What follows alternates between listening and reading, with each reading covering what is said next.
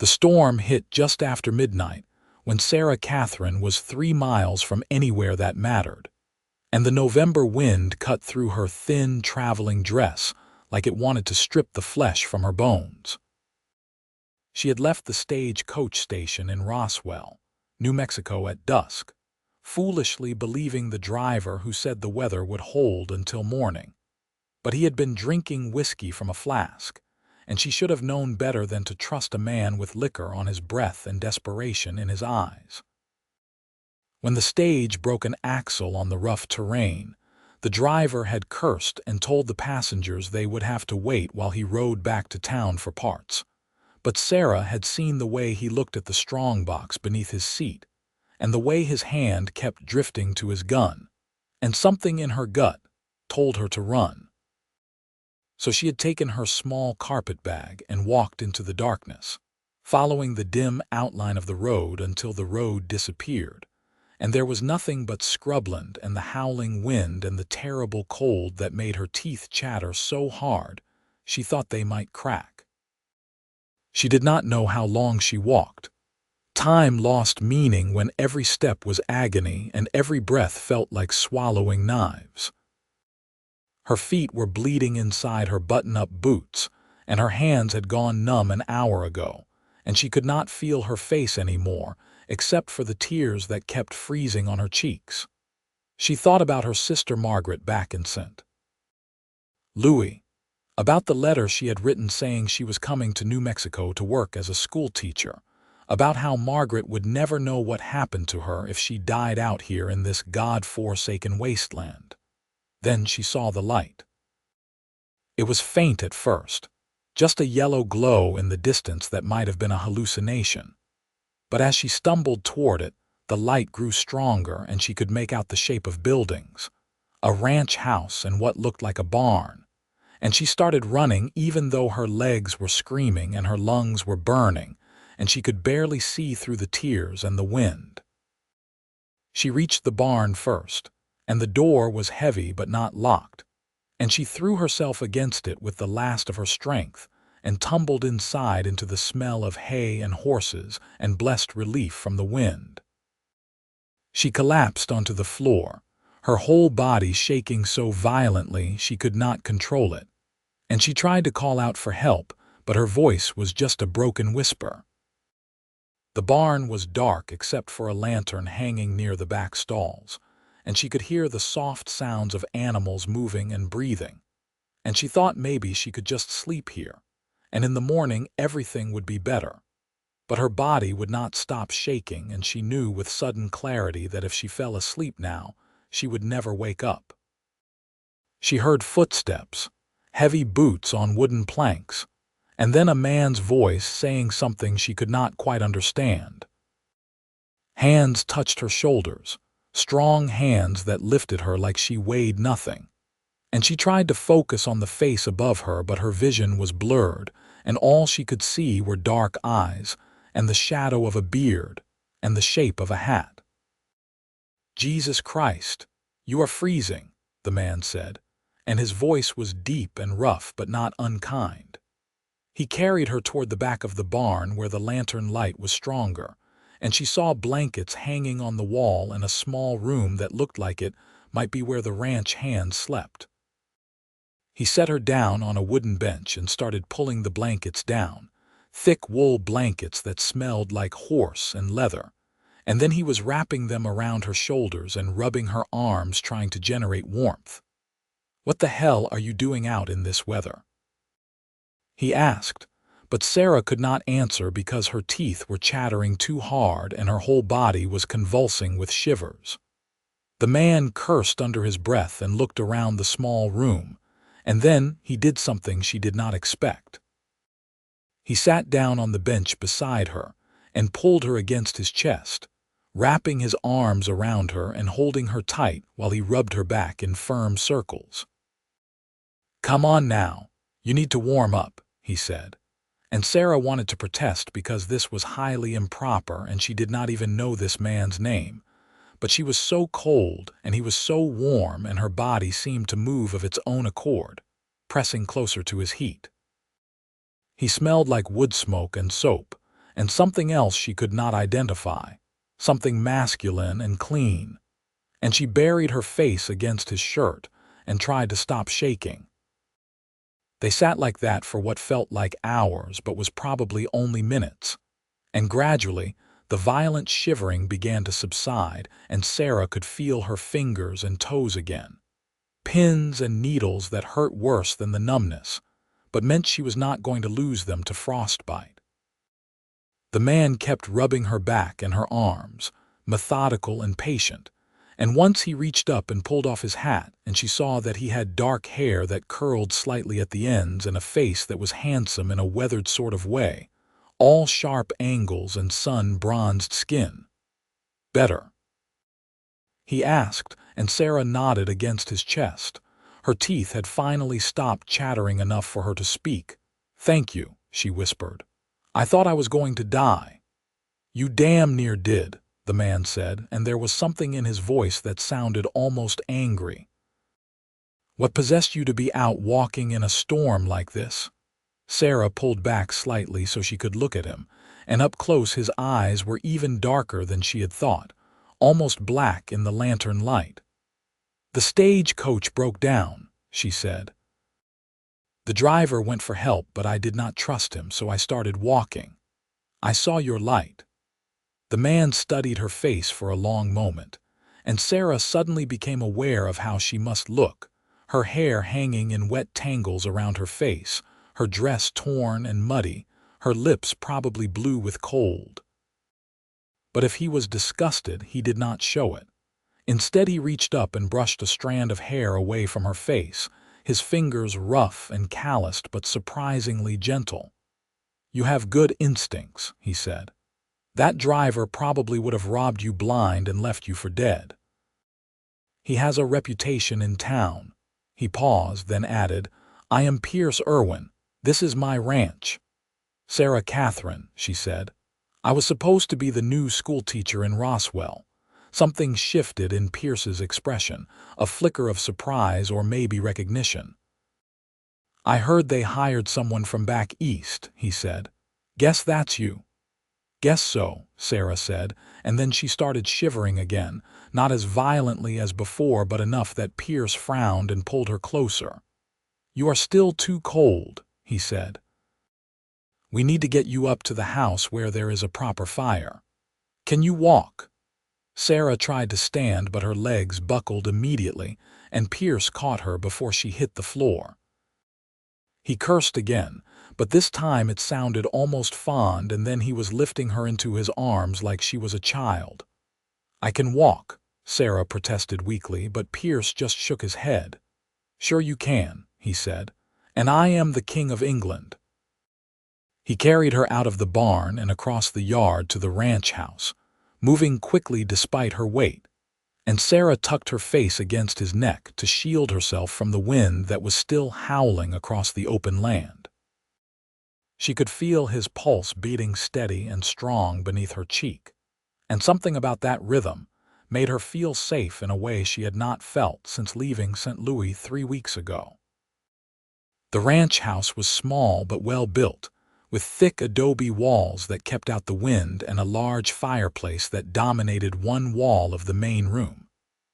Pierce kicked the door shut behind them and carried Sarah over to the fireplace, where embers were still glowing in the grate. He set her down in a rocking chair and immediately started building up the fire, adding logs and stirring the embers until flames began to lick up around the wood.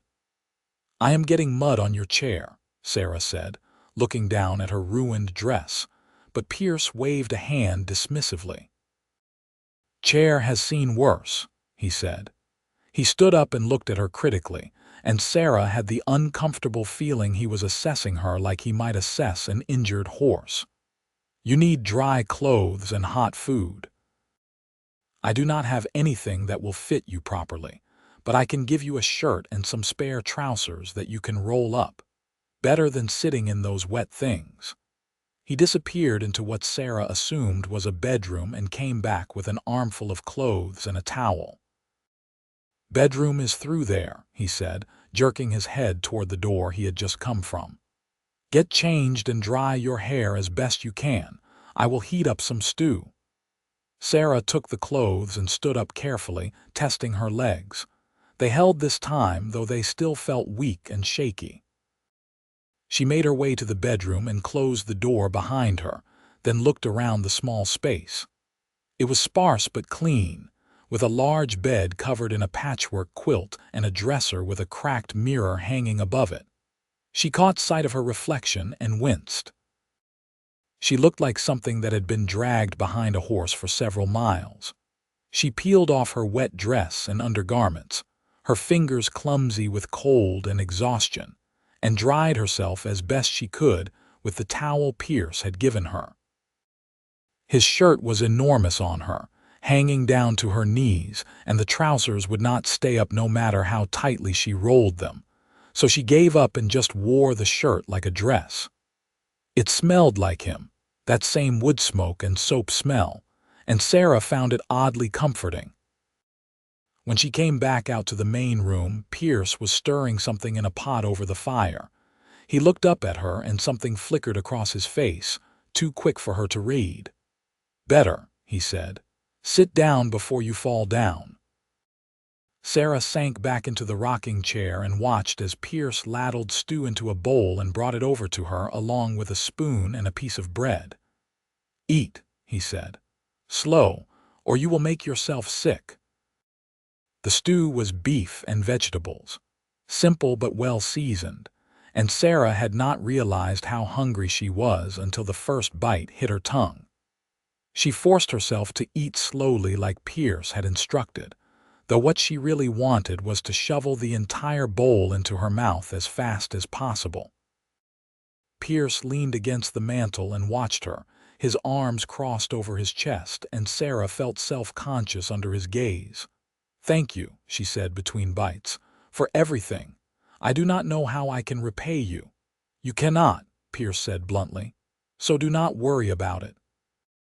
He paused, then added, "How old are you, Sarah Catherine?" 22, Sarah said. "Why?" "Just wondering what kind of fool sends a 22-year-old woman across the country by herself to teach in a town she has never seen," Pierce said, and there was that anger in his voice again, though Sarah sensed it was not directed at her.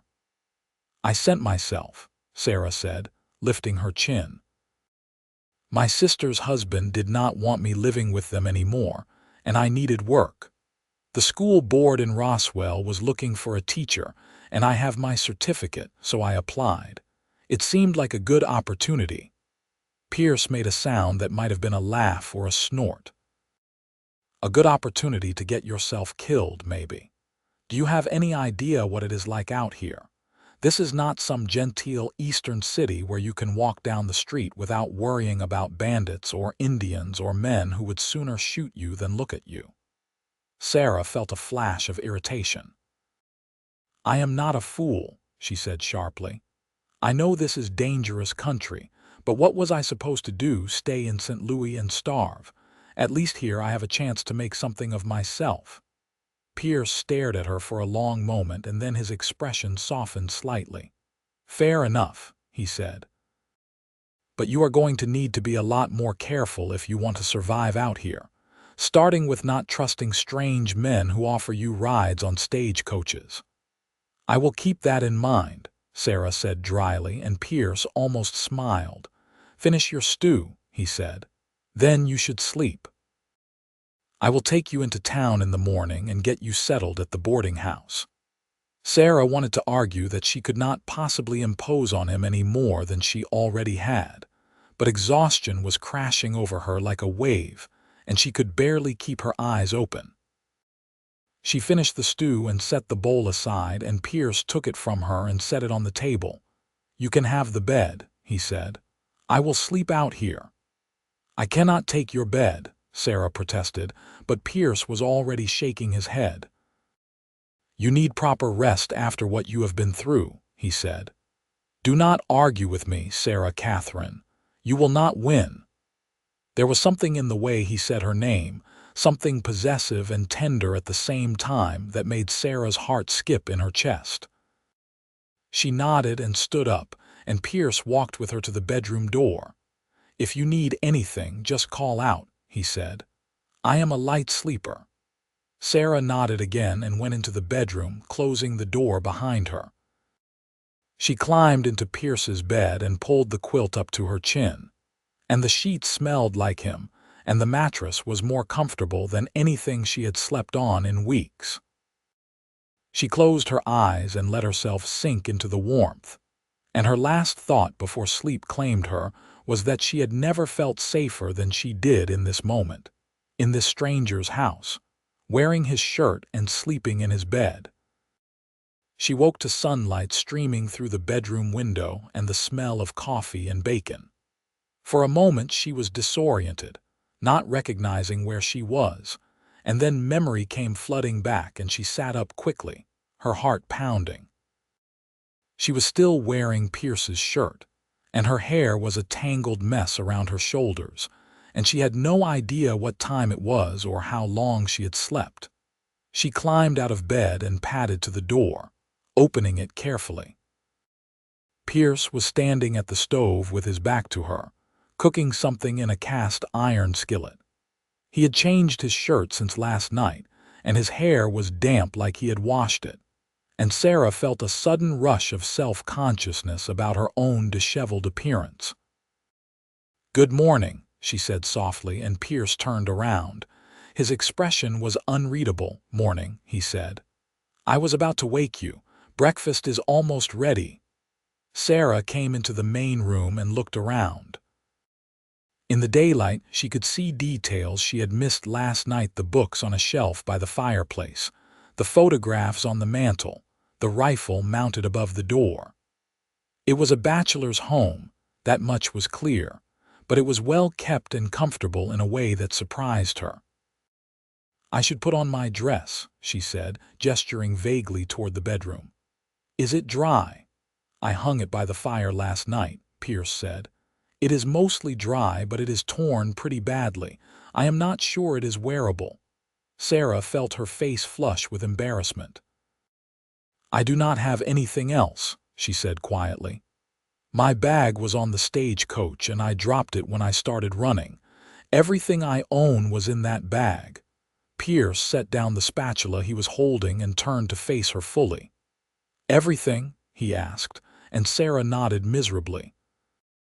"My clothes, my teaching certificate, the money I had saved, the letter from the school board, everything."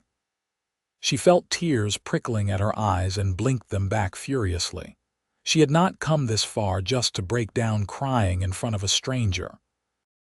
Pierce was quiet for a moment, and then he said, "We will go back to where the stage broke down and look for your bag, and if we cannot find it, we will figure something out. The school board will have a copy of your credentials, and I can front you some money until you get your first pay." Sarah stared at him. "Why would you do that?" she asked. "You do not even know me." Pierce shrugged, but there was something in his eyes that made Sarah's breath catch. "Maybe I want to," he said simply. Then he turned back to the stove. "Now sit down and eat before it gets cold." They ate breakfast in silence, and then Pierce went out to hitch up his wagon while Sarah put on her ruined dress, which was indeed mostly dry but torn in several places, and stained with mud and blood from where she had scraped her knees. She did her best to make herself presentable, braiding her hair and washing her face in the basin Pierce had left out for her, but she still looked like she had been through a war.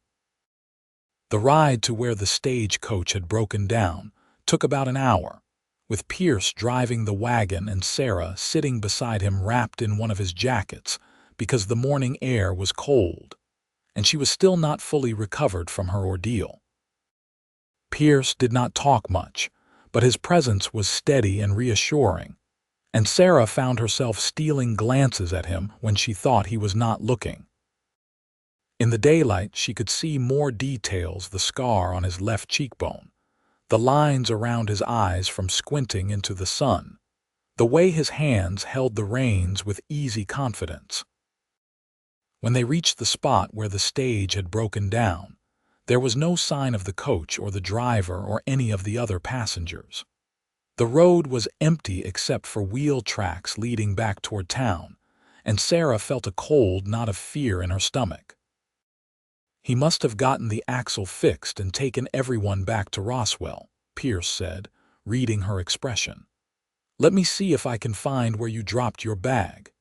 He climbed down from the wagon and started walking along the side of the road, his eyes scanning the scrubland. Sarah watched him, feeling helpless and useless, and then she climbed down too and started searching on the opposite side. They walked for what felt like a long time, and Sarah was beginning to lose hope when Pierce called out. "Found something," he said, and Sarah ran over to where he was standing. He was holding her carpet bag, muddy and battered but intact. "This yours?" Sarah took it from him with shaking hands and opened it quickly, rifling through the contents. Everything was still there: her clothes, her certificate, her money, the letter from the school board. She looked up at Pierce with tears in her eyes. "Thank you," she said, and her voice broke on the words. "Thank you so much." Pierce looked uncomfortable with her gratitude. "It was just sitting there," he said gruffly. "Anyone could have found it," but Sarah shook her head. "You came out here looking for it because I asked you to," she said. "That means something to me." Pierce held her gaze for a moment and then he nodded. "Come on," he said. "Let us get you into town." Roswell was a small but growing town, with a main street lined with false-fronted buildings and side streets that branched off into residential areas. Pierce drove the wagon straight to a two-story house with a sign out front that read, "Mrs. Henderson's boarding house for respectable ladies." And Sarah felt a mixture of relief and disappointment that this was where he was leaving her. Mrs. Henderson was a formidable woman in her 50s with gray hair pulled back in a severe bun and sharp eyes that missed nothing. She looked Sarah up and down with clear disapproval, taking in her torn dress and muddy appearance, and then transferred her gaze to Pierce. "Mr. Irwin," she said coolly, "what have you brought me?" "This is Sarah Catherine, the new schoolteacher," Pierce said, and there was an edge to his voice that suggested he did not much care for Mrs. Henderson's tone. "She had some trouble on the way into town last night and needed help. She will be needing a room." Mrs. Henderson's eyebrows rose. "Trouble?" she repeated. "What kind of trouble?" Sarah explained about the stagecoach and the driver and how she had ended up walking through the storm, and Mrs. Henderson's expression softened slightly. "Well," she said, "I suppose that explains the state of you. Come inside and we will get you cleaned up. Mr. Irwin, thank you for bringing her safely here." It was clearly a dismissal, and Sarah felt a sudden panic at the thought of Pierce leaving. "Wait," she said, turning to him. "I need to pay you for your help. For the food and the shelter and everything." Pierce shook his head. "Already told you you do not owe me anything." "But I do," Sarah insisted. "Please let me at least buy you dinner or something, to say thank you properly." Pierce looked like he was going to refuse, but then he seemed to change his mind. "All right," he said. "Dinner tomorrow night at the hotel restaurant, 7 o'clock. Sarah nodded, feeling a warmth spread through her chest. "Tomorrow night," she repeated. "I will be there." Pierce tipped his hat to her and climbed back into his wagon, and Sarah watched him drive away until he disappeared around a corner. When she turned back, Mrs. Henderson was watching her with a knowing expression. "Mr. Irwin is a good man," she said. "But he has a reputation for being something of a loner, does not socialize much, keeps to himself out at that ranch. You would do well not to get your hopes up, dear." Sarah felt her face heat. "I do not have any hopes," she said stiffly. "I was just being polite." Mrs. Henderson's lips twitched like she was suppressing a smile. "Of course, dear. Now come along and let us get you settled." The boarding house was clean and comfortable, and Mrs. Henderson showed Sarah to a small room on the second floor with a bed, a dresser, and a window that looked out onto the street. Sarah unpacked her carpetbag and changed into a clean dress, and then Mrs. Henderson took her to meet the school board superintendent, a balding man named Mr. Thornton who welcomed her enthusiastically and explained that school would start in 3 days, which would give her time to prepare her classroom and settle into town. The next 3 days passed in a blur of activity.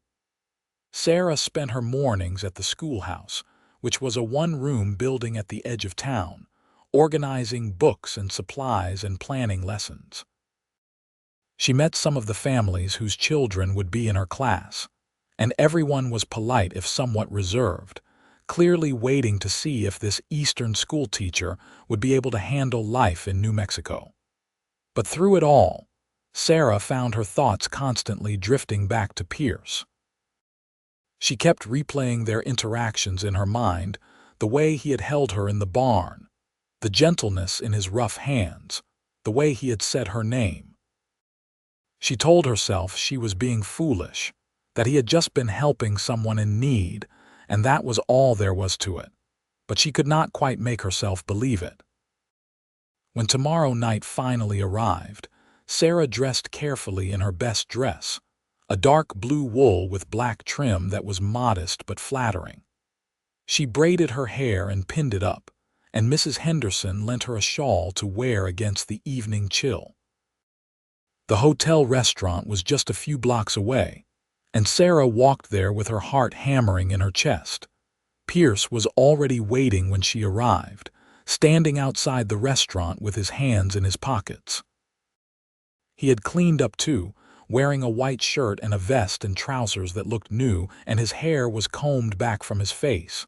When he saw her, something lit up in his dark eyes. "You look nice," he said, and Sarah smiled. "So do you," she said. "Thank you for coming." "Thank you for asking," Pierce said, and he offered her his arm. Sarah took it, feeling the solid warmth of him through his shirt sleeve, and they went inside together. The restaurant was small but cozy, with checkered tablecloths and candles on every table. Pierce led her to a corner table away from the other diners, and they sat down across from each other. A waitress came over and took their order's steak for Pierce, chicken for Sarah, and then they were alone. "So," Pierce said after a moment, "how are you settling in?" "Well, I think," Sarah said. "Everyone has been very welcoming. I start teaching on Monday." "Nervous?" Pierce asked, and Sarah nodded. "A little. I have taught before, but never in a place like this. I am not sure what to expect." Pierce smiled, and it transformed his whole face, making him look younger and less guarded. "You will do fine," he said. "The kids need a good teacher, and you seem like you actually care about doing the job right. That puts you ahead of the last 2 teachers we had." "What happened to them?" Sarah asked, and Pierce's smile faded. "One lasted 3 months before he decided teaching was too hard and became a bartender instead," he said. "The other one got married and moved to Santa Fe. We have been without a teacher for almost a year now." "I will not leave," Sarah said firmly. "I came here to do a job, and I intend to do it." Pierce studied her face, and Sarah had the sense he was trying to figure out if she meant it. "I believe you," he said finally. "You have got grit, Sarah Catherine. I saw that the first night." They talked through dinner, and Sarah found herself relaxing in Pierce's presence. He was easy to talk to once he warmed up, and he had a dry sense of humor that made her laugh. He told her about his ranch, how he had built it up from nothing over the past 8 years, and Sarah told him about her life in St. Louis, about her parents who had died when she was young and her sister who had raised her and the brother-in-law who had made it clear Sarah was no longer welcome in his home. "He sounds like a bastard," Pierce said bluntly, and Sarah laughed. "He is," she agreed. "But in a way I am grateful to him. If he had not made me leave, I never would have come here. I never would have," she stopped, not sure how to finish that sentence. "Never would have what?" Pierce prompted, and Sarah felt her face heat. "Never would have met you," she said quietly, and then wanted to sink through the floor in embarrassment. She sounded like some silly schoolgirl with a crush, but Pierce did not laugh or look uncomfortable. Instead, he reached across the table and took her hand, his rough fingers closing around hers. "I am glad you met me too," he said, and his voice was low and serious. "I have not been able to stop thinking about you since that night. I keep telling myself I am being a fool, that you are probably too smart to want anything to do with a roughneck rancher like me, but then I see you and I cannot help myself." Sarah stared at him, her heart racing.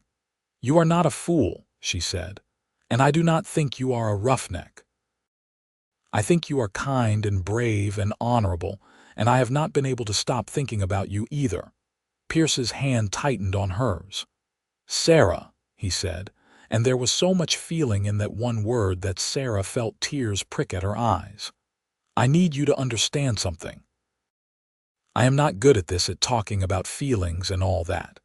But when I found you in my barn, when I held you and you were so cold and fragile, something in me just knew. I looked at you and I thought, mine. Like you were something I had been waiting for my whole life without knowing it." Sarah could not breathe. "Mine," she repeated softly, and Pierce nodded.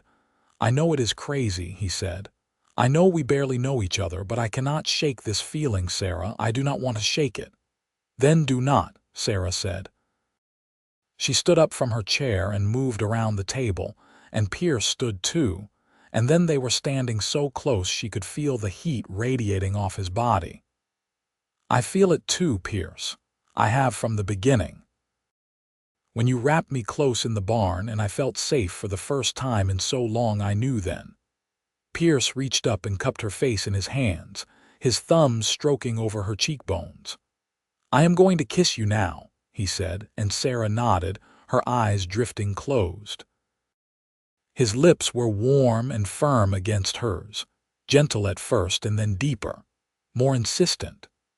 Sarah made a small sound in the back of her throat and wound her arms around his neck, pressing closer, and Pierce's arms came around her waist, holding her tight like he was afraid she might disappear. The kiss went on, and Sarah felt like she was falling, drowning, flying all at once. When they finally broke apart, both of them were breathing hard. Pierce rested his forehead against hers, his eyes closed. "Tell me I am not dreaming this," he said roughly, and Sarah smiled.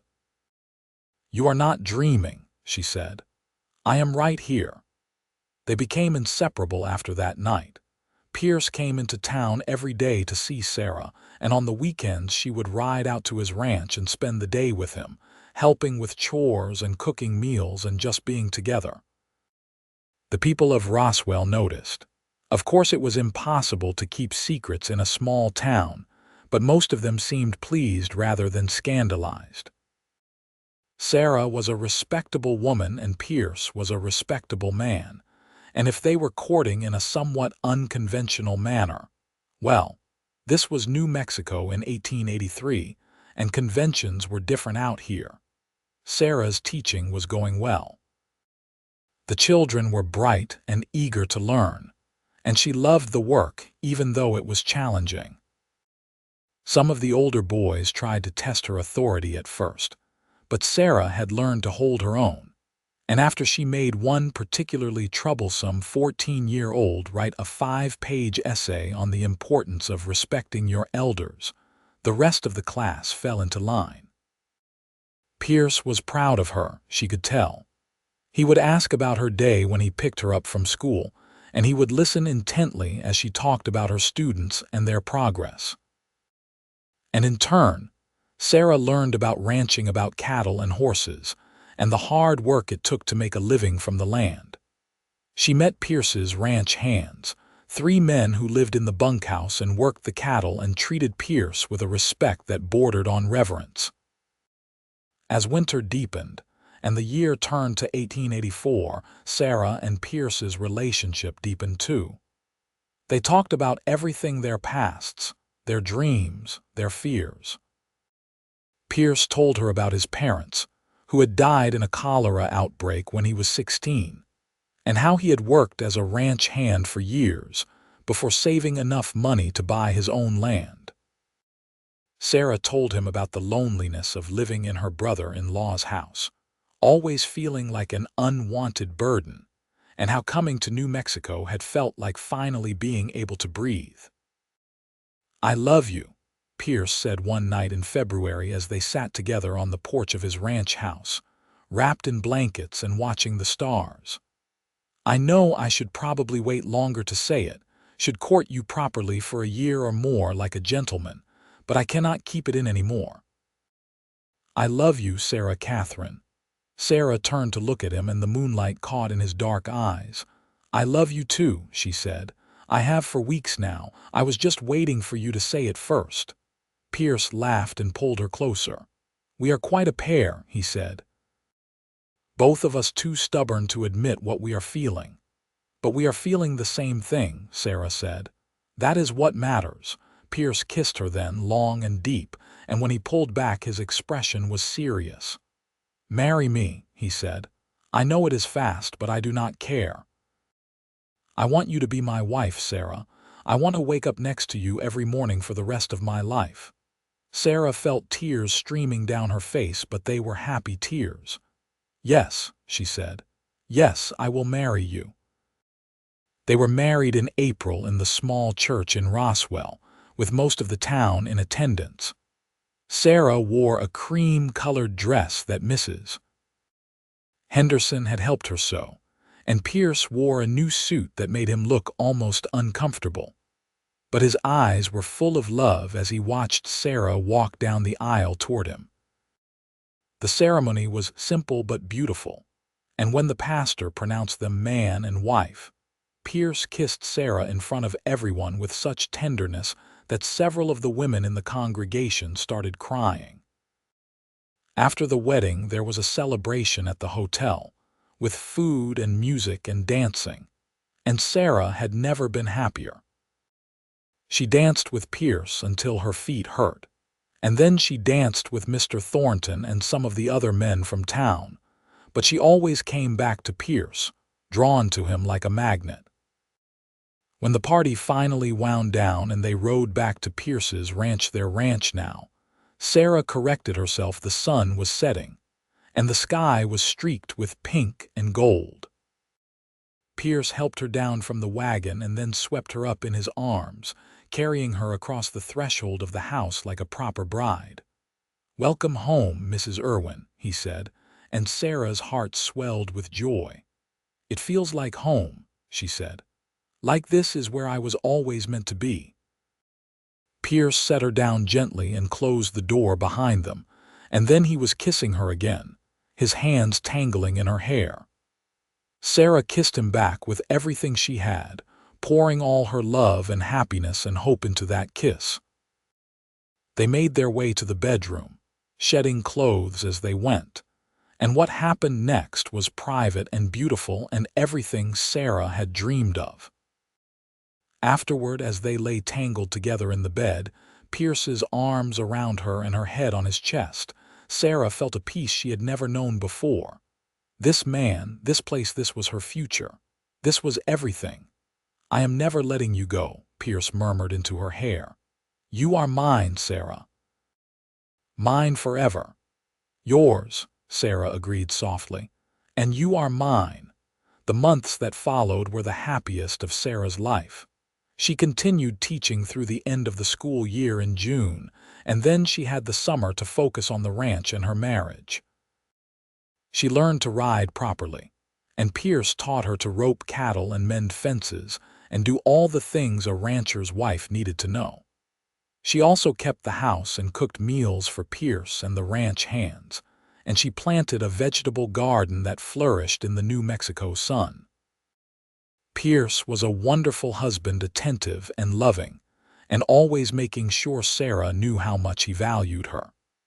He would bring her wildflowers he found on the range, and he would hold her close at night and tell her she was the best thing that ever happened to him. And Sarah would tell him the same, because it was true. In August, Sarah realized she had missed her monthly courses for 2 months running, and when she went to see the doctor in town, he confirmed what she had already suspected. She was going to have a baby. She told Pierce that night at dinner, watching his face carefully to gauge his reaction. For a moment he just stared at her, and then a huge grin spread across his face, and he let out a whoop of joy that probably scared the horses. He picked Sarah up and spun her around, laughing, and then he set her down and kissed her thoroughly. "We are having a baby," he said, and there was wonder in his voice. "A baby, Sarah." "Are you happy?" Sarah asked, even though she could clearly see that he was. "Happy," Pierce repeated. "I am over the moon. I am going to be a father. You are going to be a mother. We are going to be a family." Sarah started crying then, overwhelmed with emotion, and Pierce held her and stroked her hair and murmured soothing words until she calmed down. "I am so happy," she said against his chest. "I cannot believe how much my life has changed in less than a year. Last November I was alone and scared and certain I was going to die in that storm. And now I am here with you, married and having your child, and it feels like a dream." "Not a dream," Pierce said firmly. "This is real, Sarah. This is our life, and it is just beginning." The pregnancy progressed smoothly. Sarah had some morning sickness in the early months, but it passed quickly, and by winter she was feeling healthy and strong despite her growing belly. She had to stop teaching, which disappointed her, but Mr. Thornton assured her the position would be waiting for her when she was ready to return. Pierce was attentive to the point of being overprotective. He would not let Sarah lift anything heavy or do any hard labor, and he hovered constantly, asking if she needed anything or if she was feeling all right. Sarah found it endearing even when it was annoying, because she knew it came from a place of love. The baby was born in May of 1885, on a warm spring morning when the wildflowers were blooming across the range. The labor was long and difficult, and there were moments when Sarah was not sure she could do it, but Pierce was with her the whole time, holding her hand and encouraging her. And finally, after nearly 20 hours, she heard the sharp cry of a newborn. "It is a boy," the midwife said, placing the tiny, squirming bundle in Sarah's arms. "A strong, healthy boy." Sarah looked down at her son, at his red, wrinkled face and shock of dark hair, and felt a love so fierce it took her breath away. Pierce leaned over her shoulder, staring at the baby with an expression of awe. "He is perfect," Pierce whispered. "You did so well, Sarah. He is absolutely perfect." They named him Peter William Irwin, and Pierce insisted on being the one to introduce him to the ranch hands and the horses, holding the baby carefully and pointing out all the things he would teach his son as he grew up. Sarah watched from the porch, exhausted but happy, and thought about how far she had come from that terrified woman stumbling into a barn in the middle of a storm. The first year of Peter's life was chaotic and exhausting but filled with joy. Sarah and Pierce took turns getting up with him in the night, and they marveled over every milestone: his first smile, his first tooth, his first word, which was "Pa." The ranch prospered too, with Pierce expanding his herd and hiring 2 more hands to help with the work. When Peter was a year old, Sarah returned to teaching part-time, bringing the baby with her to the schoolhouse and setting up a little play area in the corner where he could nap or play with his toys while she taught. The students loved having a baby in the classroom, and the older girls would take turns holding him during lunch breaks. Life settled into a comfortable rhythm. The years passed, marked by Peter's growth and the changing seasons. He was a sturdy, curious child, always getting into things and asking questions, and both Sarah and Pierce adored him. When he was 3, Sarah became pregnant again, and this time the labor was easier and faster. Their second child was a girl, and they named her Mary Elizabeth Irwin. She had Sarah's light brown hair and Pierce's dark eyes, and she was a sweet, calm baby who rarely cried. Pierce was a devoted father to both children. He would spend hours playing with Peter, teaching him to ride and rope and take care of the animals, and he was gentle and patient with Mary, letting her toddle after him around the ranch and carrying her on his shoulders. Sarah would watch them together and feel her heart swell with gratitude for the family they had built. In 1890, when Peter was 5 and Mary was 2, Sarah became pregnant for a third time. This pregnancy was harder than the previous two, and Sarah was tired and uncomfortable for most of it. But in January of 1891, she gave birth to another healthy boy, whom they named Thomas James Irwin. He was a big baby, nearly 10 pounds, with a loud cry and a voracious appetite. "Our family is complete," Pierce said as he held Thomas for the first time, looking down at his 3 children with pride. 3 beautiful children and the most wonderful wife a man could ask for. I am the luckiest man alive. Sarah smiled at him from the bed, exhausted but content. "We are both lucky," she said. "We found each other when we needed each other most, and we built something beautiful together." The years continued to pass. Peter grew into a responsible young man who loved the ranch and learned everything Pierce could teach him. Mary was bright and curious, always asking questions and reading every book she could get her hands on. Thomas was the wild child, full of energy and mischief, keeping Sarah and Pierce on their toes. Sarah continued to teach, and she became a beloved fixture in Roswell, known for her patience and dedication to her students. Pierce's ranch became one of the most successful in the area, and he gained a reputation for fair dealing and quality cattle. They were respected members of the community, active in the church, and always ready to help their neighbors. In 1895, Sarah's sister Margaret came to visit from St. Louis, bringing her own 2 children. It was the first time the sisters had seen each other in 12 years, and their reunion was tearful and joyful. Margaret was amazed at the life Sarah had built, at the strong, confident woman her younger sister had become. "I am so proud of you," Margaret said as they sat on the porch watching their children play together. "When you left St. Louis, I was so worried. I thought I would never see you again. But look at you now, you are thriving." "I am," Sarah agreed. "I found where I belong, Margaret. I found my place."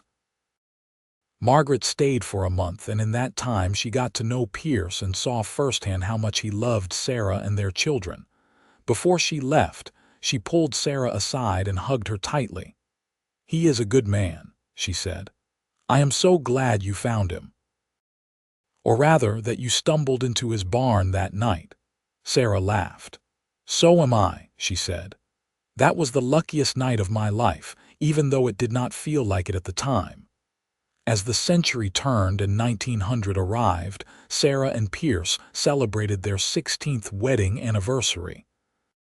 They had weathered droughts and hard winters, illnesses and injuries, but through it all their love had remained constant. They still looked at each other the way they had in the beginning, with warmth and affection and a deep, abiding love. Peter was now 15, tall and strong like his father, and already talking about taking over the ranch one day. Mary was 12, whip-smart and determined to become a teacher like her mother.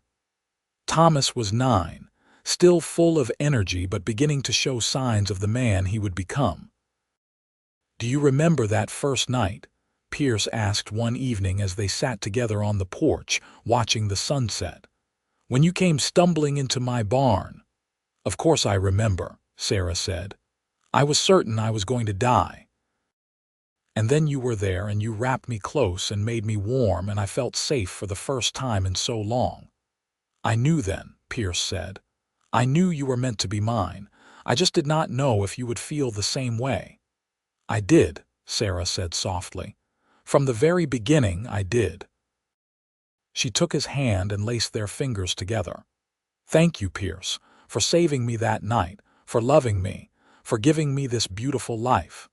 Pierce lifted her hand to his lips and kissed it gently. "You saved me too," he said. "I did not even realize how lonely I was until you came along. You brought light into my life, Sarah. You and the children, you are everything to me." They sat together in companionable silence, watching as the sky turned from gold to pink to purple. Inside the house, they could hear the children laughing about something, and the sound filled Sarah with contentment. This was her life. This was her family, and it was everything she had ever dreamed of and more. As the years continued to roll by, the Irwin family remained close and strong. Peter eventually did take over most of the ranch operations, working alongside his father and proving himself to be a capable and responsible rancher. Mary attended normal school and became a teacher, much to Sarah's delight, and she taught in the same schoolhouse where her mother had taught for so many years. Thomas, the wild child, surprised everyone by developing a talent for horse training, and he started a small but successful business breeding and training horses for ranchers all over New Mexico. Pierce and Sarah grew older together, their dark hair turning gray, their faces gaining lines and wrinkles that told the story of a life well lived. But their love never diminished. If anything, it grew deeper with each passing year, strengthened by shared experiences and the life they had built together. In 1910, when they had been married for 26 years, their first grandchild was born, Peter's son, named Pierce after his grandfather. Sarah held the tiny baby and looked up at her own Pierce with tears in her eyes. "We are grandparents," she said, marveling at the fact. "How did that happen? It feels like just yesterday we were getting married."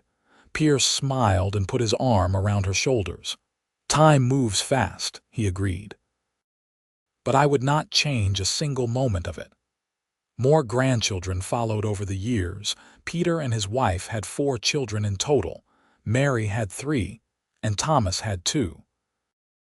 The ranch house was always full of noise and laughter when the family gathered for holidays and celebrations, and Sarah loved every chaotic minute of it. In 1918, the world was embroiled in a terrible war, and both Peter and Thomas enlisted to do their part. It was the hardest thing Sarah and Pierce had ever had to do, watching their sons go off to fight, but they came home safely in 1919, changed by what they had seen but whole. The 1920s brought prosperity to the ranch and the family. The children had all married and started families of their own, and Pierce and Sarah settled into a comfortable rhythm as grandparents and elders of the family. They still lived on the ranch, though Peter and his family had built their own house on the property, and Sarah still kept a small garden and Pierce still rode out with the cattle when his aging body would allow it. One warm evening in the summer of 1925, Sarah and Pierce sat together on the porch as they had done countless times before. They were both in their 60s now, their bodies slower and their hair completely white, but their hands were still clasped together and their love was still as strong as ever.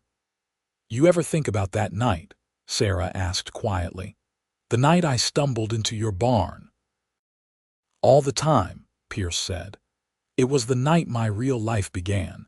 Everything before that was just waiting for you to show up." Sarah leaned her head on his shoulder.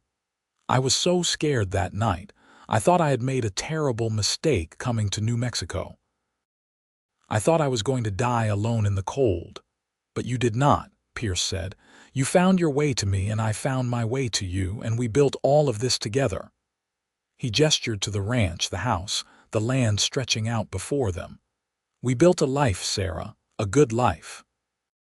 "The best life," Sarah agreed. She closed her eyes and let herself remember the cold, the fear, the moment when Pierce's arms came around her, and she knew she was going to be all right. "You wrapped me close and whispered mine, and I knew then that I was exactly where I was supposed to be. Pierce kissed the top of her head. "Mine," he repeated softly, and Sarah smiled. "Yours," she confirmed. "Always and forever, yours." They sat together as the sun set and the stars came out, two people who had found each other against all odds and built something beautiful together. Their love story had started with a desperate woman stumbling into a barn on a cold November night, and it had grown into something neither of them could have imagined: a lifetime of love, a family, a legacy that would continue long after they were gone. And as Sarah sat there in Pierce's arms, feeling his steady heartbeat against her cheek and breathing in his familiar scent, she knew with absolute certainty that stumbling into that barn had been the best thing that ever happened to her. Because it had led her here, to this moment, to this life, to this man who had wrapped her close and claimed her as his own all those years ago. She was his, and he was hers, and that was all that mattered. The years moved on, as they always do, bringing with them the inevitable changes that come with age. By 1930, Sarah and Pierce were well into their 70s, and while they were still sharp-minded and active for their age, they had slowed down considerably. Peter ran the ranch entirely now, with help from his sons, and Sarah had long since retired from teaching, though former students still came to visit and thank her for the education she had given them. They spent most of their time on the porch now, watching the world go by and enjoying the company of their children and grandchildren, and even a few great-grandchildren who had started to arrive.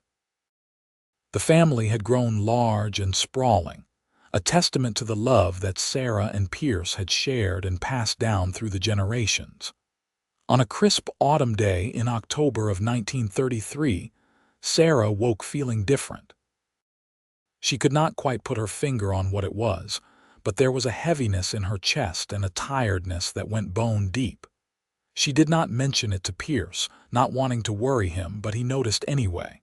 He always noticed. "Are you feeling all right?" he asked as they sat together after breakfast, his weathered hand covering hers. "Just tired," Sarah said, which was true enough. "I think I will rest today."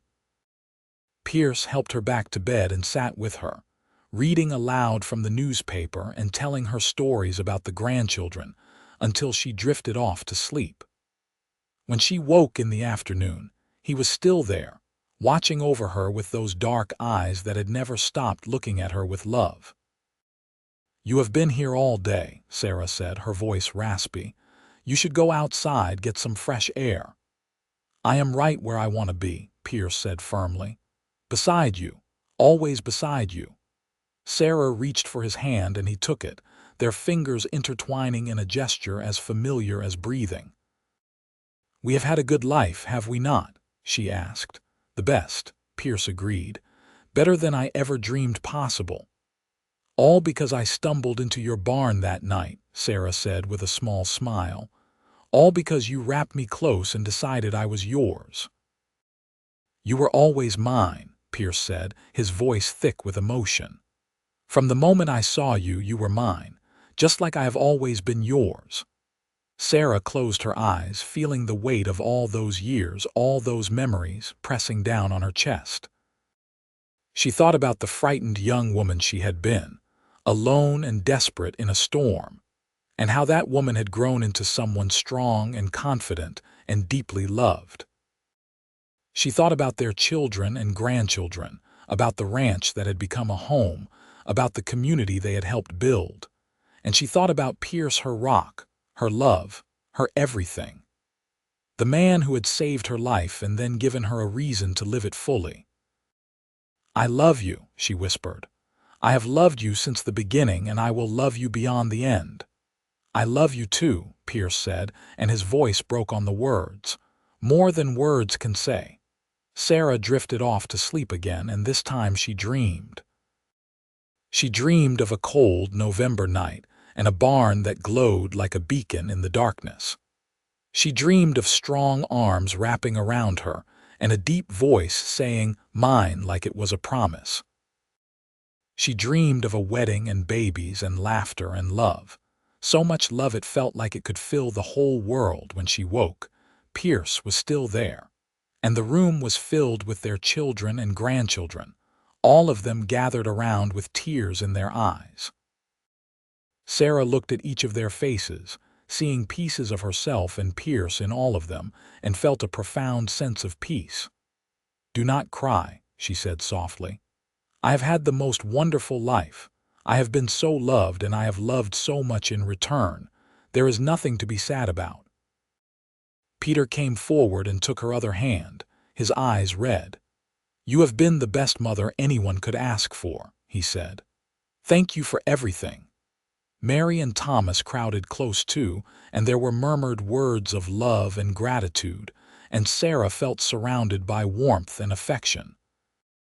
But her eyes kept drifting back to Pierce, and his eyes never left hers. "I will find you again," Pierce said quietly, so only she could hear. "In whatever comes next, I will find you, and I will wrap you close, and I will tell you that you are mine." "I will be waiting," Sarah promised. "I will always be waiting for you." She closed her eyes one last time, Pierce's hand warm in hers, and let herself drift away. Her last thought was not of fear or regret, but of gratitude for the storm that had blown her off course and led her to exactly where she needed to be.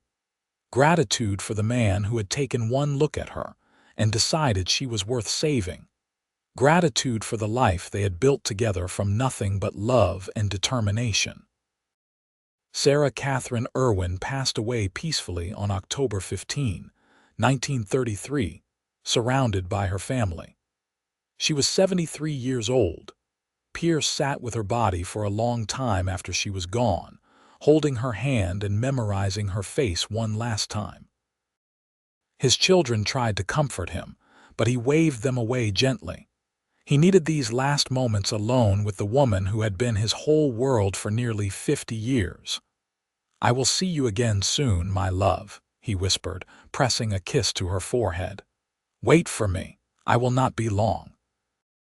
Pierce Irwin followed his beloved wife just 3 months later, on a cold January morning that reminded everyone of the night they had first met.